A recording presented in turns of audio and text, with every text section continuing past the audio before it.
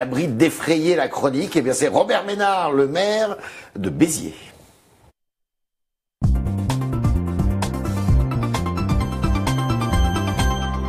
Robert Ménard qui est notre invité ce matin. Bonjour Robert Ménard. Bonjour. Alors ce matin, eh bien la France s'est réveillée avec un Premier ministre qui défraie un petit peu la polémique, semble-t-il, la chronique. Un vol Tokyo-Paris, qui est un vol privé, qu'il aurait affrété pour eh bien être plus confortable et surtout plus à l'heure à Paris, parce que le président de la République devait partir pour l'Algérie. Qu'est-ce que vous en pensez? Ça a coûté 350 000 € aux contribuables. Bien sûr, dit comme ça, tu te dis quand même, ça fait beaucoup d'argent. Et pour tout le monde, ça fait beaucoup d'argent. Ouais. Pour vous, pour moi et encore plus pour ceux qui n'en ont pas. Mais c'est quand même d'une démagogie, d'une bassesse, d'une... Qu'est-ce qu'est de démagogie? De lui reprocher ça, Ah oui.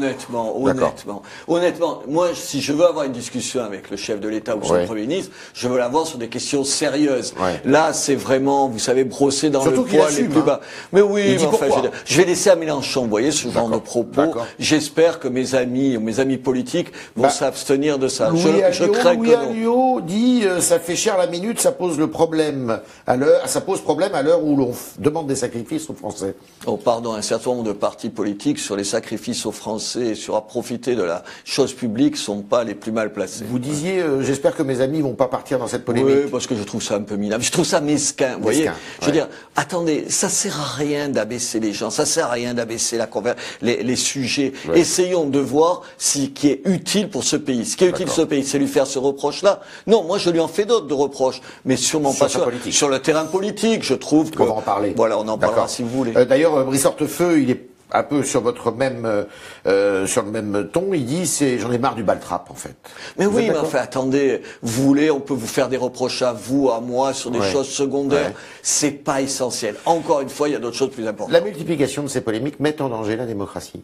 Écoutez, il y a tout un tas de choses que vous pouvez plus dire, parce que plus grave que ça dans les polémiques, c'est quand une Miss dit à propos de celle qui lui a précédé qu'elle a une crinière de lionne, on vous dit que c'est raciste, un type se fait virer parce qu'il fait un truc un peu lourd à la télé, mais enfin attendez, vous avez intérêt, vous comme moi, à faire attention à ce que vous dites, parce qu'un jour vous aurez de vrais problèmes, je vous le dis. Ah écoutez, je vais faire attention alors. Pareil pour Rokhaya Diallo, qui est viré du conseil numérique. Écoutez, moi je vais vous dire quelque chose. Rokhaya Diallo, elle accusait l'État d'être raciste. Elle ne dit que des bêtises. Oui. Elle ne dit que des bêtises. Mais je suis content que des gens puissent dire des bêtises. On m'a tellement fait le coup de me dire ce que vous dites, vous n'avez pas à lire, je vais pas le lui faire à elle. Et Dieu sait que je me suis engueulé. Il faudrait d'ailleurs qu'elle, puisque j'en profite, je la connais bien, comme vous la connaissez bien, il faudrait qu'elle soit aussi tolérante avec des gens comme moi qui n'ont pas ces idées. Mais moi, je veux qu'elle puisse s'exprimer tranquillement. Alors on va dire sur le fond. Sur le fond, il y a un sujet qui fait pas mal parler, c'est celui de l'immigration, avec les projets du gouvernement. Alors il y a d'abord une circulaire, mais il y a un projet plus important.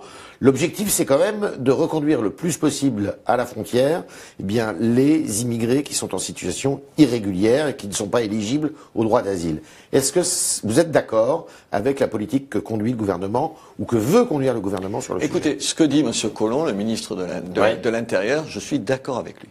Moi, j'attends des actes maintenant. Mais je ne lui fais pas de procès d'intention.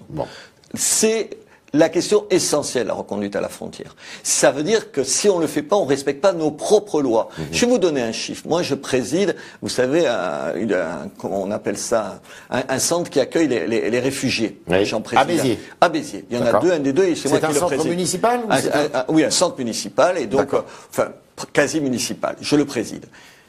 Sur les 3 dernières années, il y a eu 400 réfugiés qui y sont venus dans notre centre.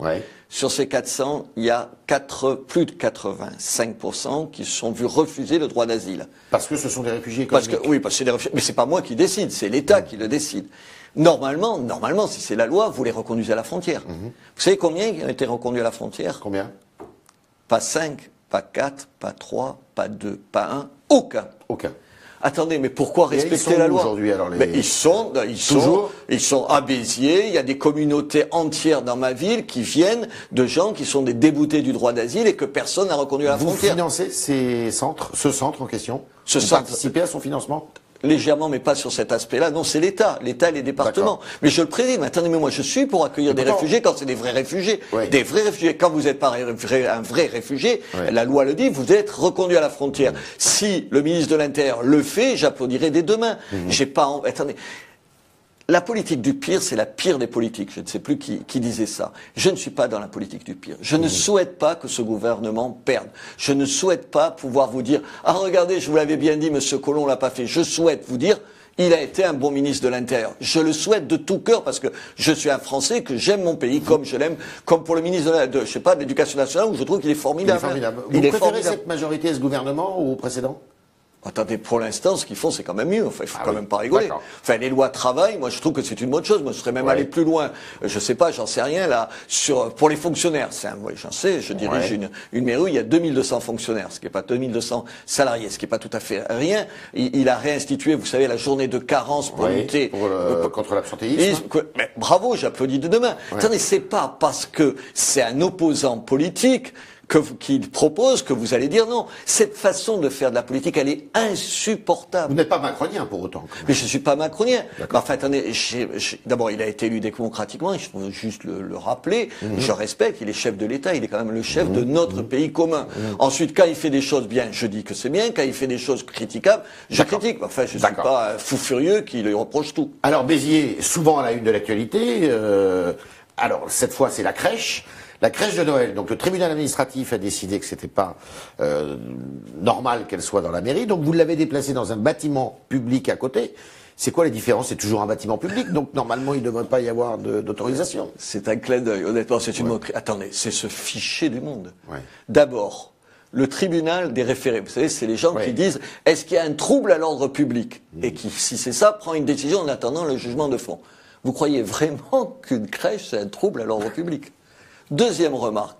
Pour la première fois, je ne sais pas si vous l'avez remarqué, d'habitude, c'est des organisations que je dirais, moi, laïcardes qui protestent contre les crèches. C'est l'État, là. Là, c'est la première fois, c'est le préfet, le représentant de l'État. Attendez, c'est se moquer du monde. Mais pourquoi le préfet, il fait ça alors qu'il l'a pas fait? Mais il fait du zèle, le préfet. Le préfet, il faut qu'il montre patte blanche tous les matins.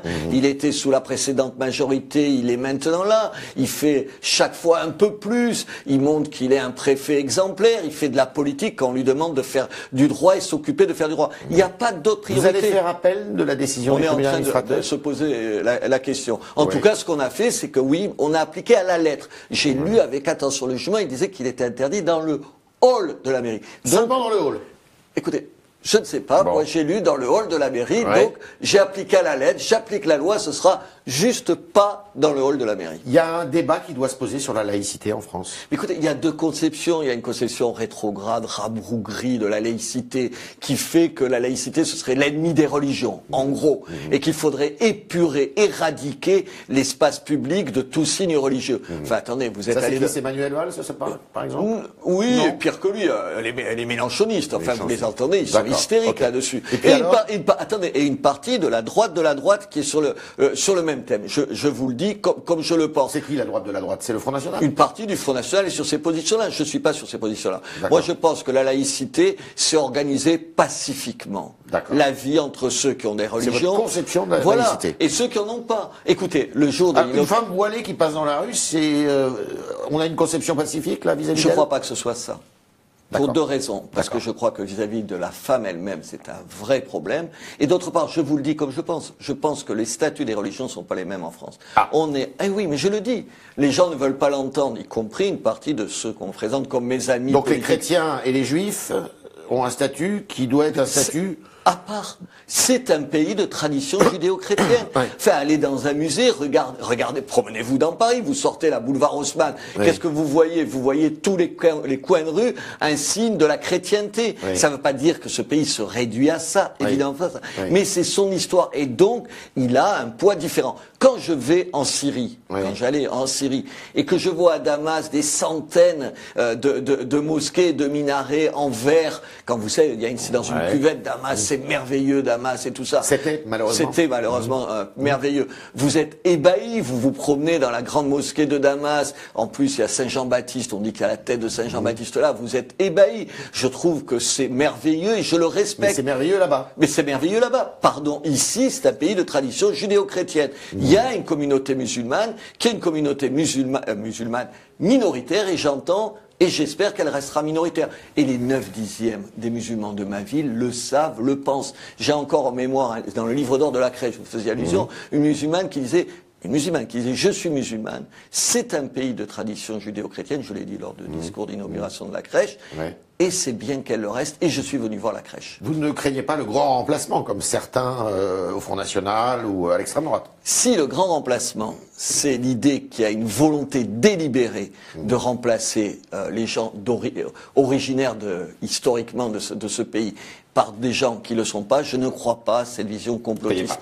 En revanche, je constate, chez moi comme ailleurs, qu'il y a un remplacement de population dans certains quartiers, ça saute aux yeux. Vous en êtes où du fichage des chiens chez vous, là? Attendez, c'est encore le préfet. Je ne vais pas en dire du mal de ce préfet. Mais pourquoi vous voulez ficher les chiens, vous? Mais je veux pas, attendez. Vous n'êtes pas maire, Yves Tréhard. Non, je ne suis pas maire. Et non, ça se saurait. Ça se saurait si vous êtes maire. Si vous êtes maire, vous demandez à n'importe quel maire ce que ça représente comme fléau les déjections canines.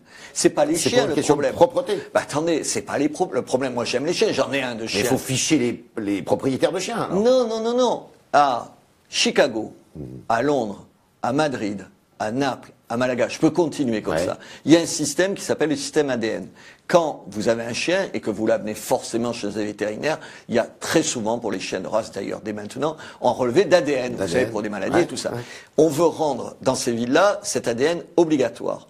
Comme ça, quand vous trouvez une crotte, vous faites un prélèvement, et vous retrouvez immédiatement le propriétaire du chien. Alors, vous le verbalisez, le propriétaire? Mais bien sûr, il est verbalisé. C'est le cas chez vous? Mais on ne peut pas, puisque le préfet veut s'y opposer. Demandez aux gens qui, au lieu de regarder les façades des immeubles, regardent où ils mettent les pieds.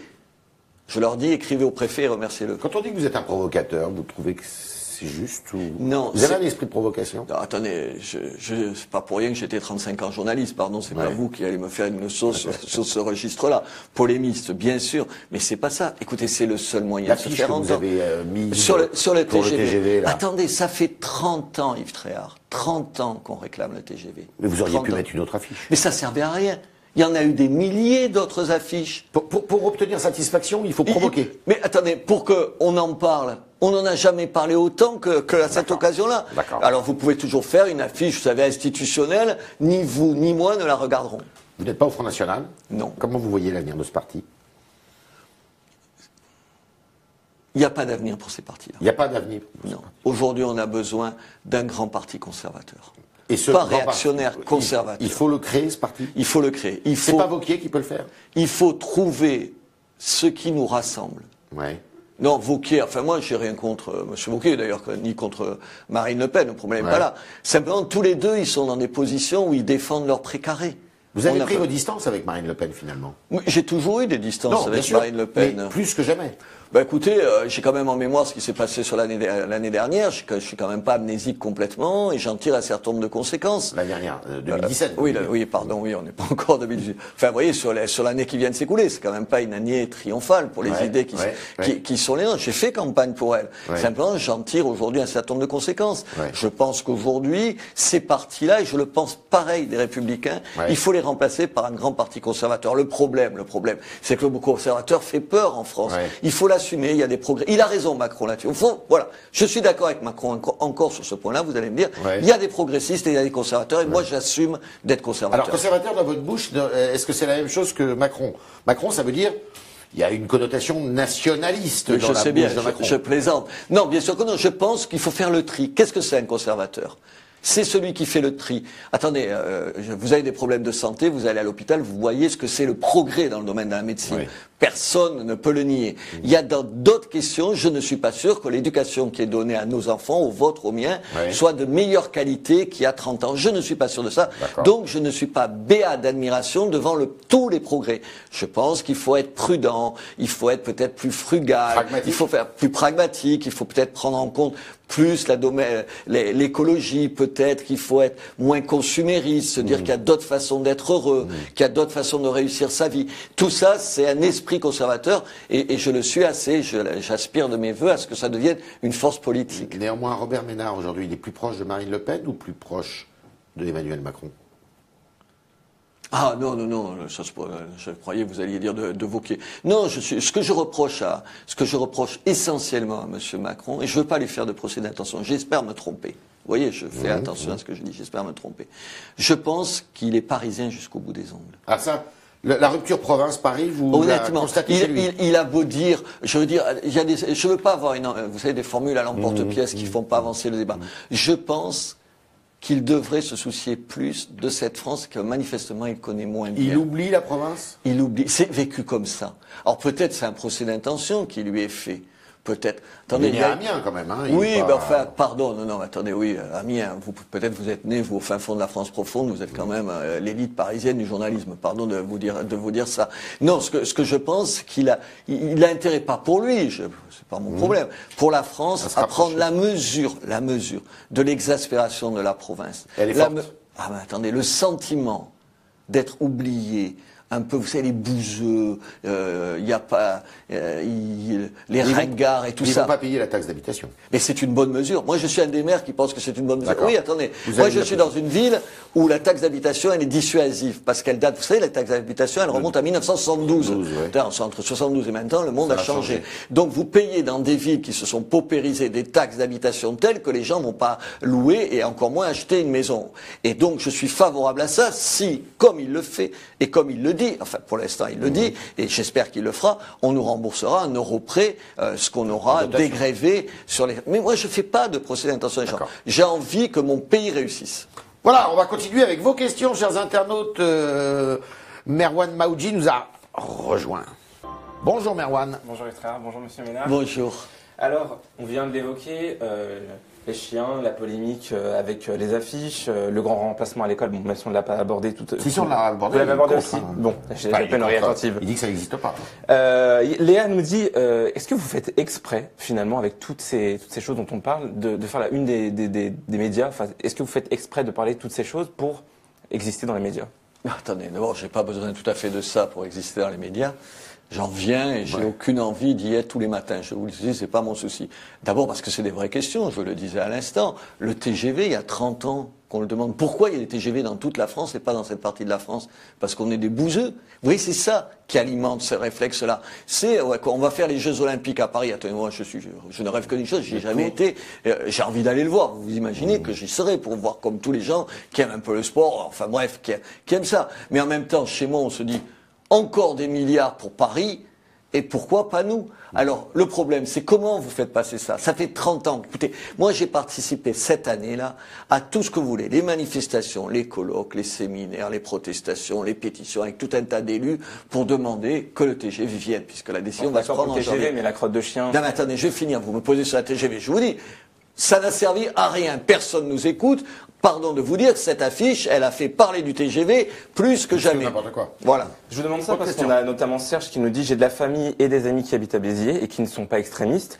Et pourtant, ils sont ravis de vous avoir comme maire. » J'ai également Daniel qui nous dit « Je connais très bien Béziers et il faut reconnaître depuis que M. Ménard en est le maire, les commerces réouvrent, la ville est propre, la délinquance a chuté. » Vous confirmez tout ça? Ah oui, mais je crois, attends, je vais pas le dire de moi-même, ça fait plaidoyer pro de moi. Est-ce que vous êtes un bon maire? Non, je suis un mauvais maire. Non, je crois qu'honnêtement, si vous dites, de toute façon, si vous dites des choses fausses, les gens nous le diront. Non, ce que je veux dire, c'est que je suis un maire qui bosse à plein temps. Un maire qui est accessible par tous les Biterrois. Un maire qui les écoute tout le temps. Je dis pas que je réponds à toutes. On est dans une ville pauvre, 4e ville la plus pauvre de France. Et en même temps, vous le savez peut-être pas, vous deux, on est la ville la plus vieille, la plus ancienne ville de tout l'Hexagone. Avant Marseille, dont on pensait que c'était Marseille. On est une ville où il y a, vous savez combien il y a d'hôtels particuliers dans le centre de ma ville? qui est un quartier d'intérêt prioritaire national, pour vous dire la pauvreté. 300 hôtels particuliers. Donc voilà, j'aime ma ville, j'aime profondément mon métier de maire. J'aime ma ville, je me régale. Je serai jamais député ou sénateur, même si ma femme en l'occurrence est députée. Mais moi j'aime m'occuper des gens au quotidien. Et je crois que la ville a changé. Tout le monde le dit, c'est pas moi qui le dis, la ville a changé. Il y a plein de choses qui vont pas encore. Enfin, votre majorité, elle est hétérogène, enfin les gens. Attendez-moi, il y a plus, dans ma majorité, il y a plus de gens qui sont membres des Républicains que du Front National. Et on bosse tous ensemble. Ça veut dire quoi? Les gens de gauche aussi? Mais non, peu. Il y a des filles qui votent à gauche. Il y a 2 filles dont je sais qu'elles votent à gauche. Je leur demande pas pour qui elles votent. Écoutez, 90% de la politique, pas qu'au niveau local, c'est du bon sens. C'est du bon sens. Ce que je disais, le problème, c'est que la politique, elle tue tout. La politique, c'est quoi? C'est l'idéologie. C'est dans mon conseil municipal où parce que on prend une position, nous, ils vont voter contre. C'est ridicule. Moi, je dis à Emmanuel tout le temps, je suis content qu'elle fasse ça tout le temps. Emmanuel, donc mon épouse qui est députée, je dis, il faut pas voter contre parce que c'est un opposant. Ça ne rime à rien, ça discrédite la politique. Vous dites que la ville a changé. En 2015, en 2016, vous avez fait aussi parler de vous parce que vous disiez qu'il y avait un grand emplacement dans votre ville, notamment, vous disiez 90% de la politique, là, 91% des classes seraient des musulmans. Imen nous dit, pourquoi un acharnement sur les musulmans? Il n'y a aucun acharnement. Jamais. À l'inauguration je vais vous dire, à l'inauguration de la crèche, il y avait les imams qui étaient là. Donc on arrête avec ça. Ça, c'est les médias qui savent. J'ai dit que dans une des classes du centre-ville, pas une des classes, une des écoles du centre-ville, il y avait plus de 90% d'enfants issus de l'immigration. Pardon de vous dire. Donc issus de l'immigration, pas musulmans. Non. Donc une immense majorité, évidemment, musulmans, quand on sait l'immigration en France. C'est quoi le problème? Le problème, c'est pour ces gosses-là. Moi, les mamans qui viennent me voir, je vais vous dire quelque chose. Elles me demandent des dérogations à la carte scolaire. Elles me demandent, les mamans musulmanes, d'aller dans des écoles qui sont plus mixtes parce qu'elles n'ont pas envie d'une école comme ça. Parce que c'est pénalisant pas pour moi, monsieur, c'est pénalisant pour les enfants. Quand à Montpellier, alors quand je le dis moi, ça scandalise les gens. Quand à Montpellier, au Petit Bar, il y a des mamans maghrébines qui ont fait la grève, qui ont arrêté, bloqué l'école, en disant elles l'ont dit comme ça, on veut des petits Français, des petits Blancs dans l'école. Personne ne leur a reproché. Et elles ont raison, parce que la mixité dont tout le monde nous parle, il faut juste l'appliquer. Moi, je viens d'un quartier à Béziers qui s'appelle la Devèze. Aujourd'hui, c'est un quartier majoritairement maghrébin et turc. Quand les gens me demandent de venir, les maghrébins ou les turcs, me demandent de trouver un appartement, ils me précisent, mais pas à la Devèze. Parce qu'ils veulent pas de ghetto, monsieur. Parce que l'apartheid, c'est d'abord ceux qui le subissent qui en payent le prix. Vous savez, la bourgeoisie, la petite bourgeoisie, nous tous, là, tous les trois ici, on s'en sortira toujours. On vit pas dans ces quartiers-là. Moi, je vis pas dans ces quartiers-là. Et les gens qui me font 9 fois sur 10 ce reproche-là dans la presse, ils vivent évidemment pas dans ces quartiers-là parce que j'en connais un certain nombre. Bien voilà. Juliette Morin nous dit comment vous trouvez le mouvement de M. Philippot. Les patriotes. Je pense faire de l'Europe notre ennemi et surtout l'explication de tous nos maux, de toutes nos difficultés, c'est une paresse intellectuelle et une erreur.